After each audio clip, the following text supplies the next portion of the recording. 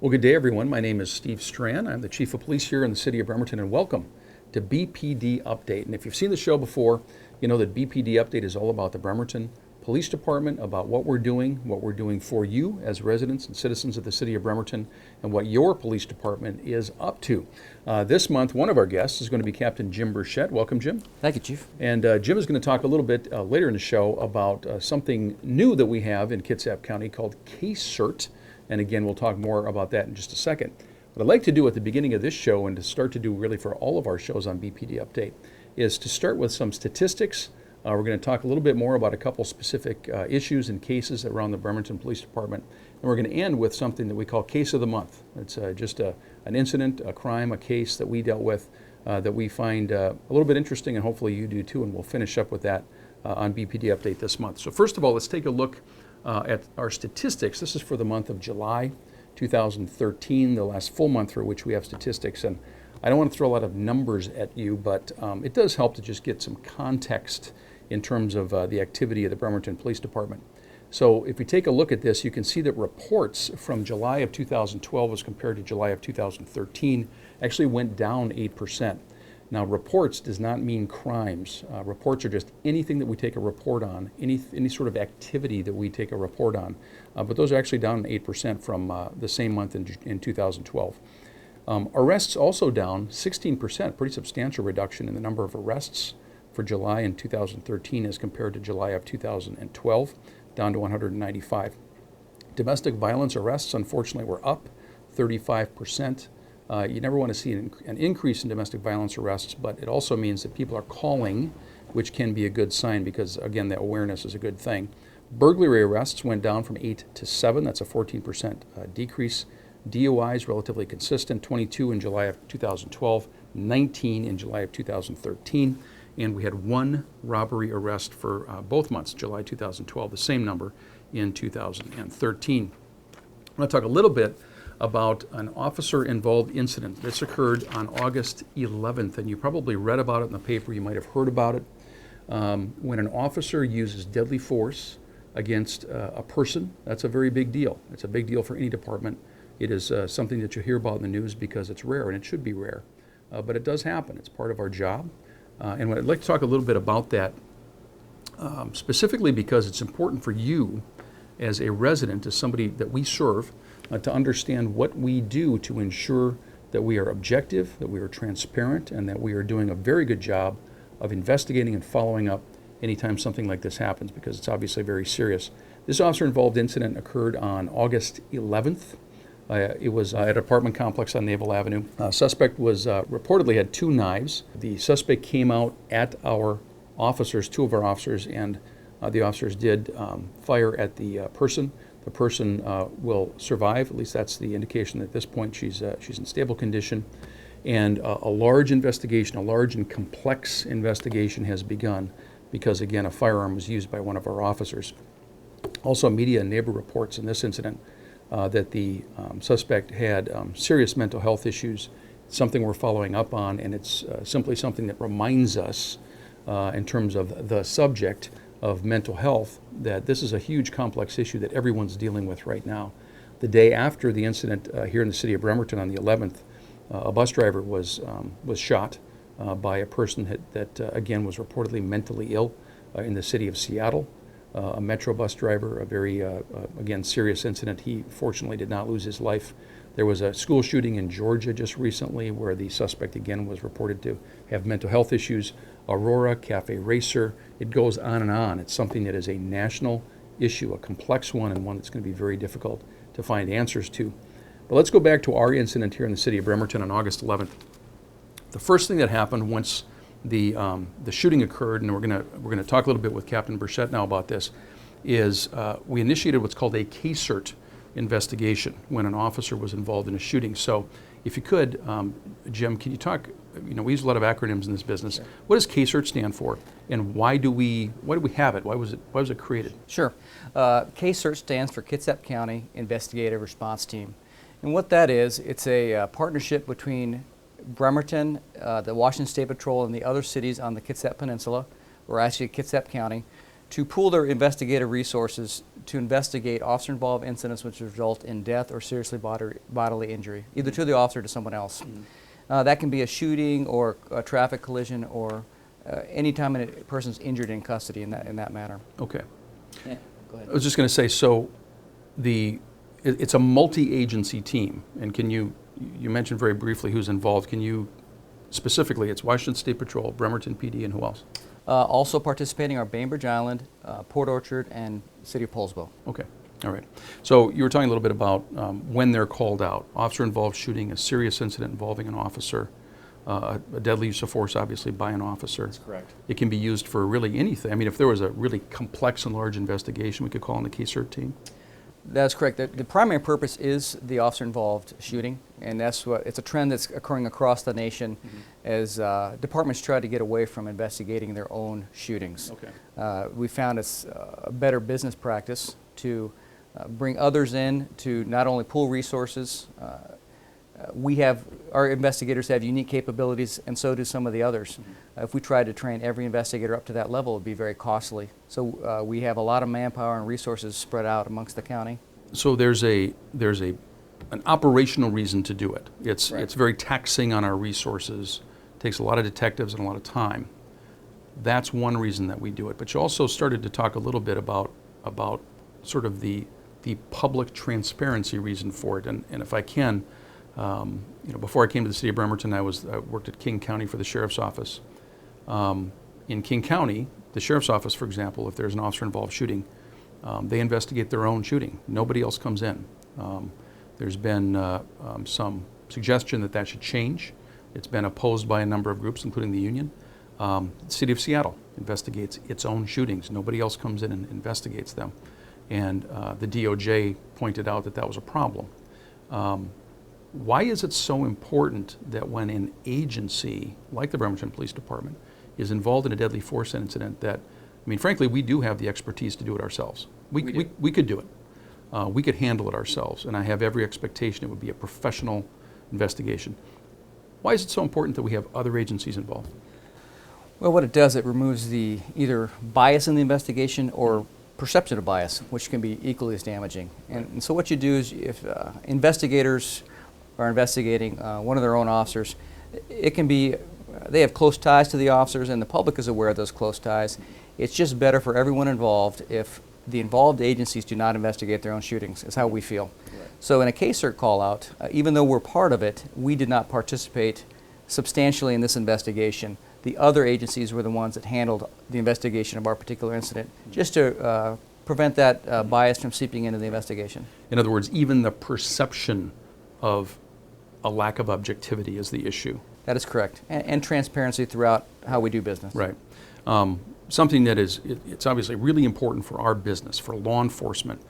We are an arm of government, and an arm of government that carries weapons. We are authorized by law to take people's liberty. We're authorized by law to take people's lives in certain circumstances. That's a big deal. That is an authority that we have to carry with tremendous humility and respect.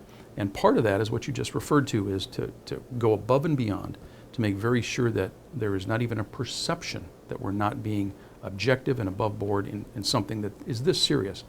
Because sometimes, unfortunately, there are incidents of deadly force that's used by police officers or deputy sheriffs, any peace officer, where members of the community will say, what really happened? What exactly were the facts involved here? What exactly were the decisions made? What were the tactics used? What was the training that the officers had? Valid questions. And having that objective, outside perspective is what you're talking about.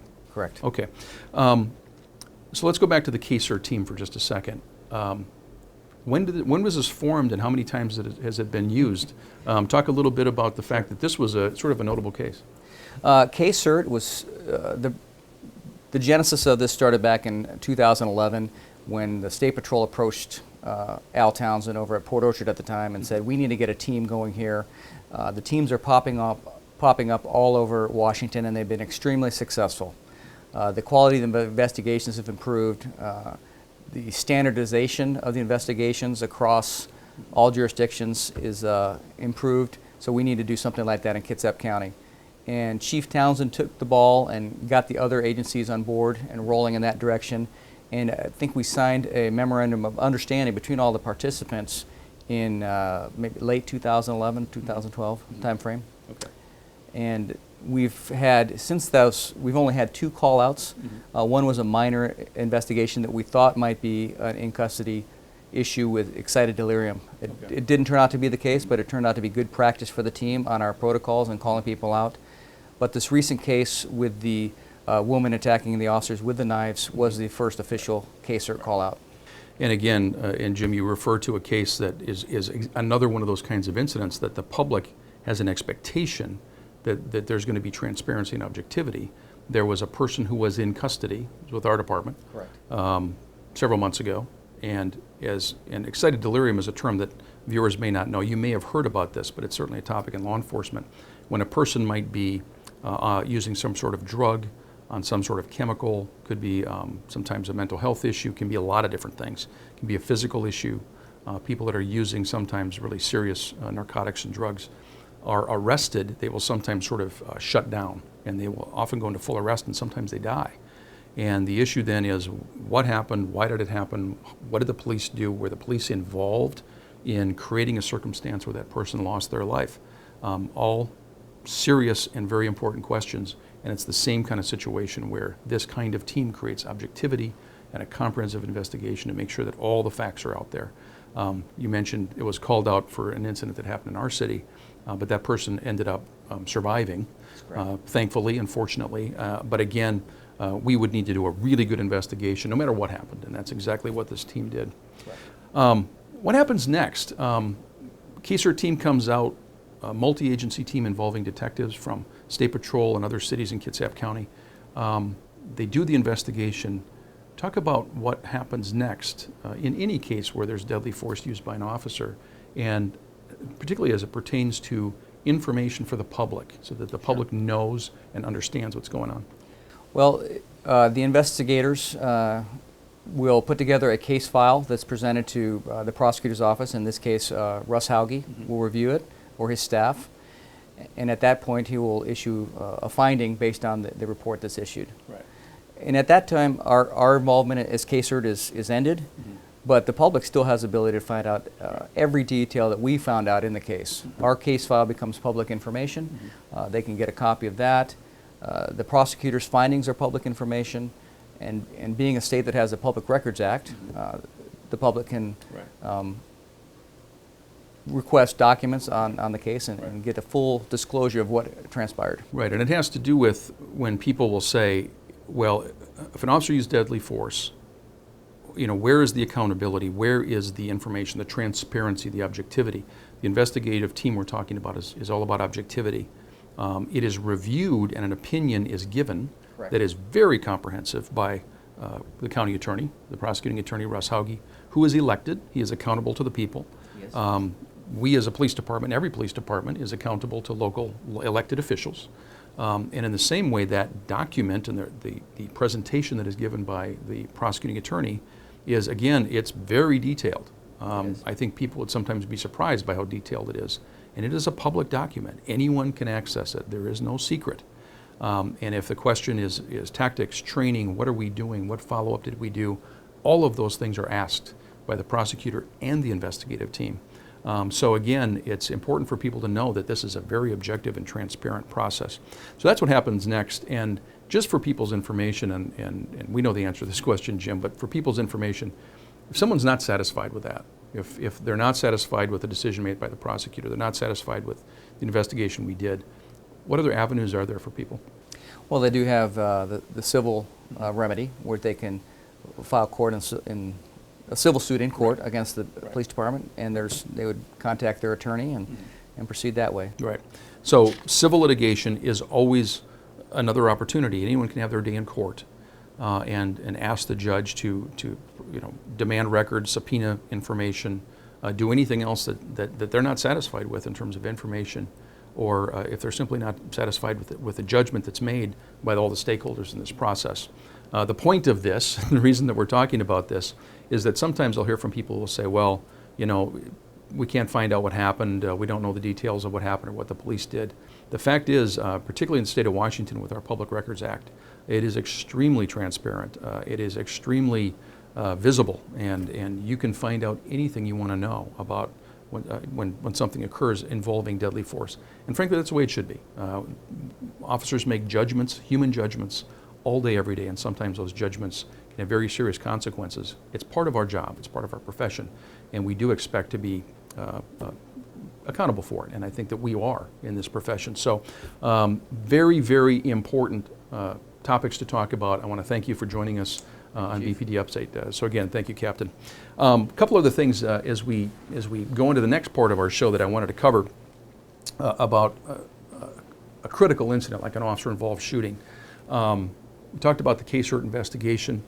It's also important to know that when you think about deadly force used by a police officer, it is notable, it is unusual, it is not routine. It should never be routine.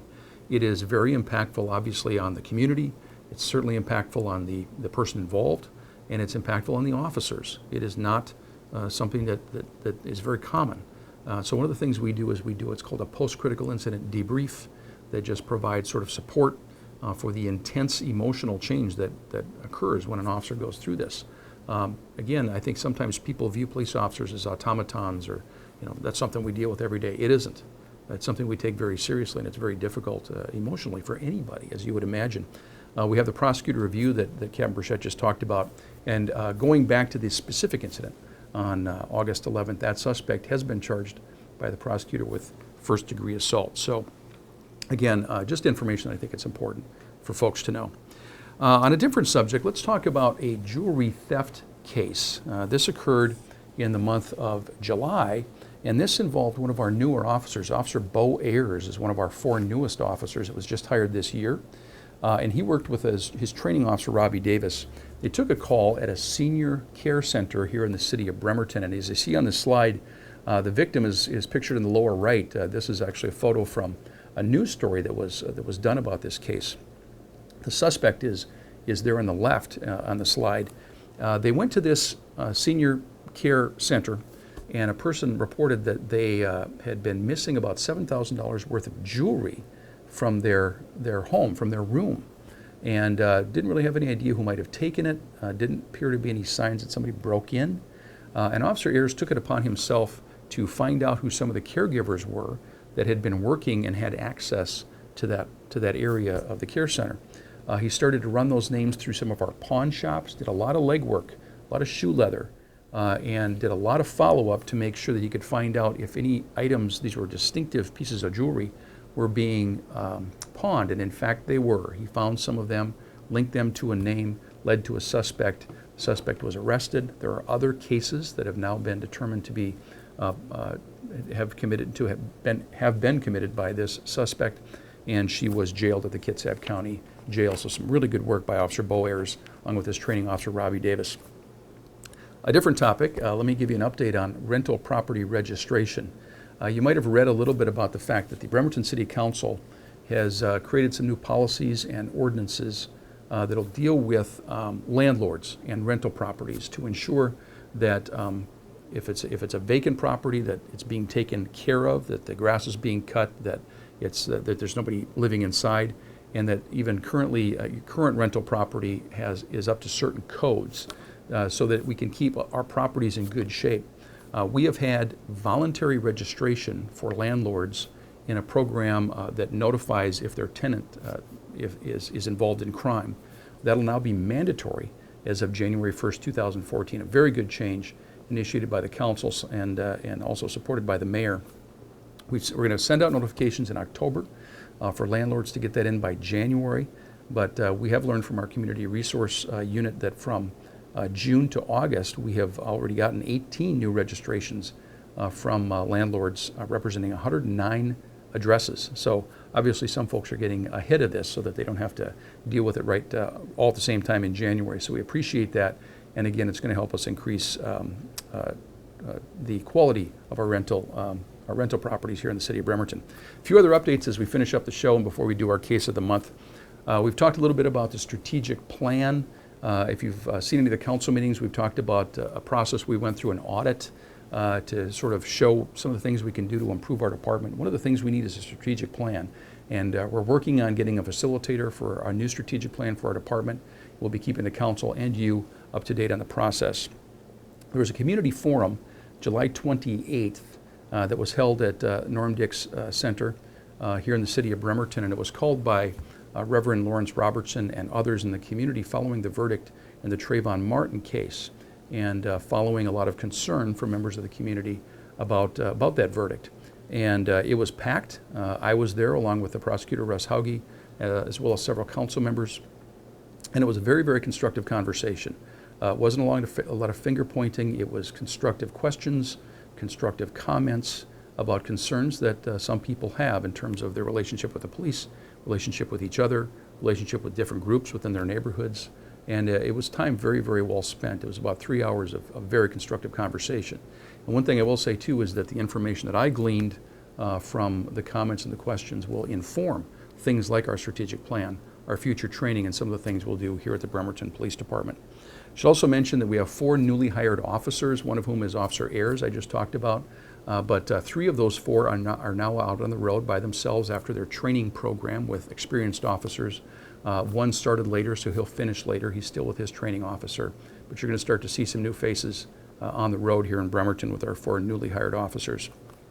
And then finally, before our case of the month, I want to mention that we have been meeting with the Bremerton School District and some of their administrators before the start of the school year.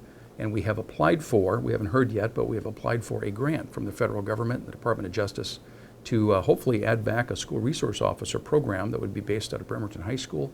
We haven't heard back, but we're going to go ahead and test and get that position ready to go in case we do hear back that we get the grant, and we will hear in September.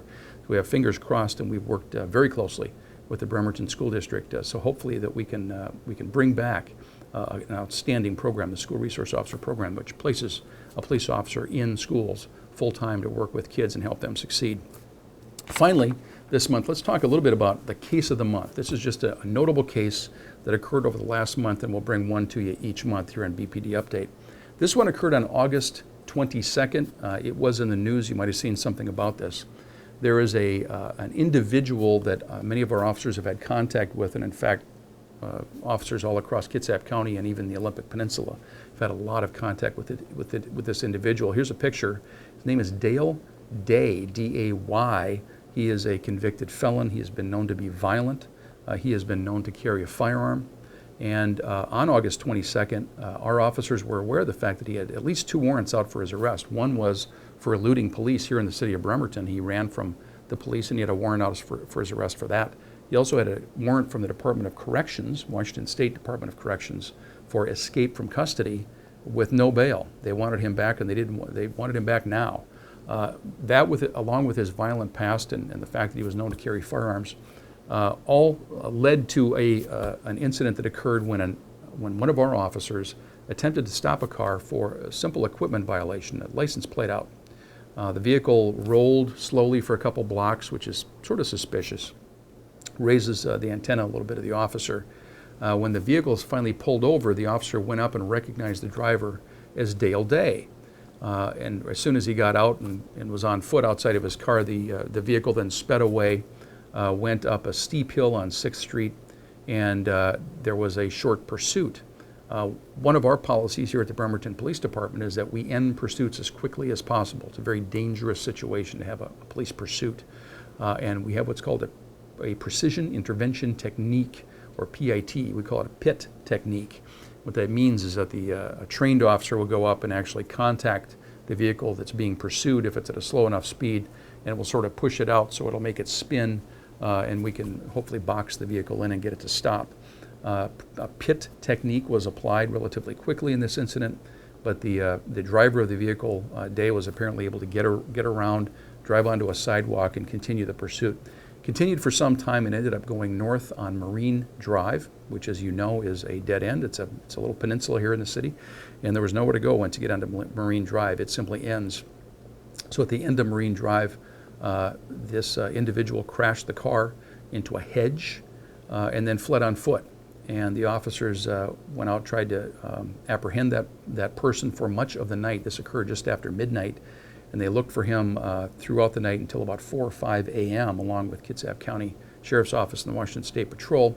Had a couple of sightings, had a lot of calls from residents, which we appreciate, who would call in and say, you know, I heard something in my backyard, or my proximity light came on in the backyard. That went on all night, but unfortunately he wasn't apprehended that night.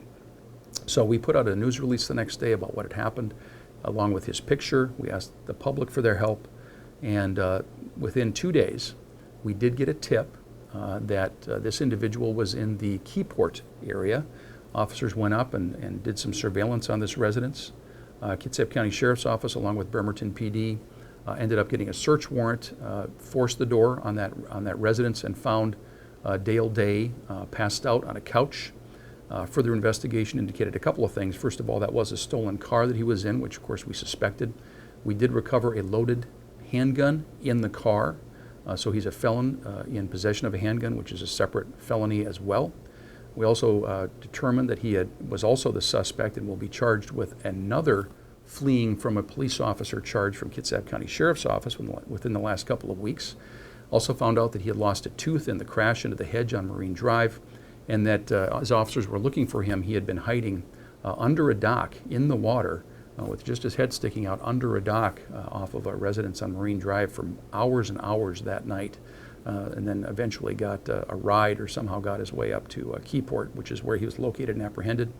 We appreciate the cooperation of the public and the tip that we got from the public, as well as the help we got from other agencies to get this very dangerous person off the streets. He is now Kitsap County Jail. He will be charged with a number of crimes, including eluding and, as I mentioned, felon in possession of a firearm, as well as all the warrants he had beforehand. So a serious case, an interesting case, and one that fortunately had a good outcome and nobody hurt other than a lost tooth from somebody crashing into a hedge. We'll bring these to you each month just to, again, keep you up to date on what the Bremerton Police Department is doing for you as a resident of the city of Bremerton. As always, we appreciate your input, we appreciate you watching, and we'll see you next time on BPD Update.